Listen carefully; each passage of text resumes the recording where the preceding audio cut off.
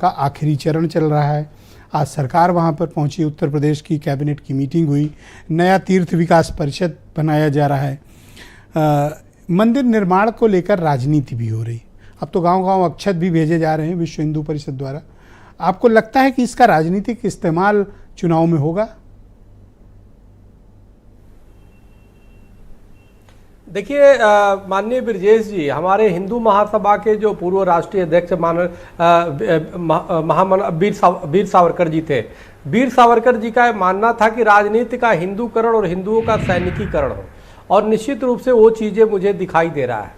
तो ये राजनीति का निश्चित रूप से हिंदूकरण है, जो बहुत ही सुखद है।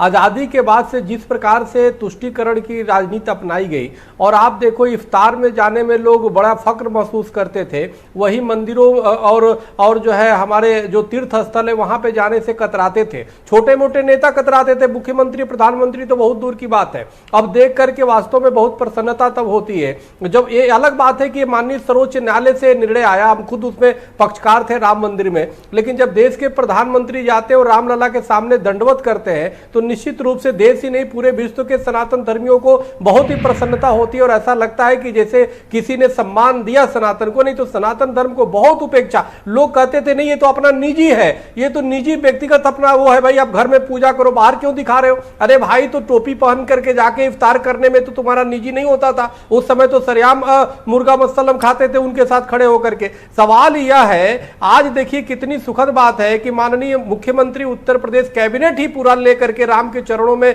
चले गए। यह बहुत ही वास्तव में हिंदू सनातन धर्मियों के लिए बहुत ही सुखद है। मैं इसकी सराहना करता हूं। निश्चित रूप से यह राम राज्य की तरह और बढ़ता हुआ एक कदम है, क्योंकि भगवान से तो प्रेरणा लेनी चाहिए और हर व्यक्ति को भगवान से आशीर्वाद लेना चाहिए। अभी भी देखिए जो विपक्षी पार्टियां हैं, आप देखो पहले भी, चूंकि हम जब पक्षकार से देखते थे विपक्षी हमेशा नकारात्मक कमेंट करते थे, और सहयोग तो करना दूर की बात है, निर्णय आने के बाद कोई भी मुखिया किसी भी पार्टी का बीजेपी छोड़ा दिया जाए तो कोई अयोध्या जी जाकर रामलला का दर्शन नहीं किया, या उससे उसको गर्व महसूस नहीं हुआ। सिर्फ कोर्ट के निर्णय का तो सम्मान किया, लेकिन ये नहीं कहा कि हाँ मैं भी राम भक्त हूं, मैं जाऊंगा और वहां पे सहयोग करूंगा, वहां पे हम आशीर्वाद रामलला से लूंगा। तो ये आप इस देश के विपक्ष को क्या संदेश देना चाहते हैं? आप हिंदू सनातनियों को कैसे अनदेखा करके राजनीति कर सकते हैं?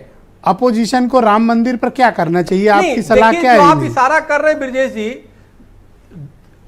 ब्रजेश जी, हमारा या आपका, अभी बहन जी ने जो बोल रही थी बिल्कुल सही बोल रही है, लेकिन एक बात बताना जरूर चाहते हैं कि देखो योगी जी या मोदी जी में ताकत नहीं, ताकत सनातन धर्म में है, हिंदुत्व में है ताकत। हिंदुत्व किसी का वो नहीं है, किसी के गिरवी नहीं है, भाई कोई भी कर सकता है। लेकिन आप लोग जो विपक्ष की राजनीति है ये सोचते हैं, जब स्टालिन सेकंड अगर जो सनातन के खिलाफ बोलता है कि जी इसको जड़ से उखाड़ देंगे, मलेरिया और कोरोना कहता है, तो खड़गे जी के पुत्र जो है वो भी उनका समर्थन कर देते हैं। जब बिहार में मंत्री चंद्रशेखर जी या जगदानंद जी बोलते हैं तो उसके इंडिया गठबंधन के कोई उसका विरोध नहीं करता। यहां तक कि उत्तर प्रदेश में स्वामी प्रसाद मौर्य जी आए दिन सनातन के खिलाफ बोलते हैं, लेकिन कोई भी विपक्ष के नेता ये नहीं कहते, उनकी निंदा प्रस्ताव कभी कोई नहीं करता।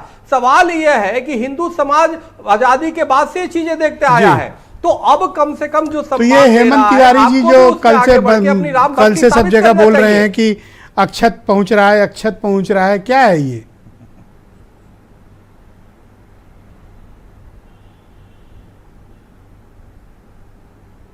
जी किससे पूछ रहे हैं? ये हेमंत जी कल से कह रहे हैं